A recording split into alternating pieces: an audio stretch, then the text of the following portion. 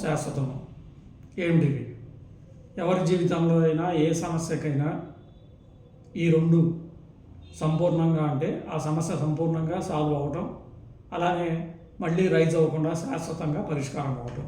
ఈ సంపూర్ణము శాశ్వతము అనేది ప్రతి వ్యక్తి జీవితంలో, ఎస్పెషల్లీ రాజకీయ నాయకుల జీవితంలో శ్వాసతో సమానమైన పదాలు. శ్వాసతో సమానమైన పదాలు, 24 గంటలు గుర్తుపెట్టుకోవలసిన పదాలు. ఎందుకంటే ఇప్పటిదాకా ప్రపంచ రాజకీయ నాయకులకి తెలియంది, చెయ్యంది, ఇప్పటికీ చెయ్యనిది ఇవే. ఏ ఒక్క సమస్య మీకు తెలిసి మీ ఊహకు వచ్చి ఏ ఒక్క సమస్య అయినా పూర్తి స్థాయిలో పరిష్కారం అయిందా?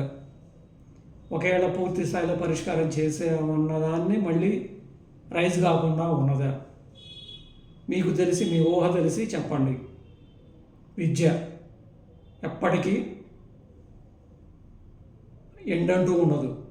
ఒక వ్యవస్థ రెడీ చేసిన తర్వాత మళ్ళీ చేయడానికి ఏమీ ఉండనంతగా పూర్తిగా సంపూర్తిగా చేయాలి. అలా చేసిందే శాశ్వతం. ఎప్పటికీ పరిష్కారం కాకుండా 78 ఏళ్ళు కాదు, 780 ఏళ్ళు కాదు, 7 లక్షల సంవత్సరాలైనా అలా చేస్తూనే ఉంటారు. రాజకీయ నాయకులు అంటేనే అది. ఏ ఒక్కటైనా విద్య, వైద్యం, నిరుద్యోగం ఏంటి మీకు తెలియదు ఏంటి? ఏ ఒక్కటైనా మా రాజకీయ నాయకులు, మా పార్టీ, మా వ్యక్తులు పూర్తిగా సంపూర్ణంగా పరిష్కరించారు ఒక సమస్యని. అలానే శాశ్వతంగా పరిష్కరించారు అని ఏమున్నదో చెప్పండి. మీ జీవితాలు ధన్యం, మా జీవితాలు ధన్యం.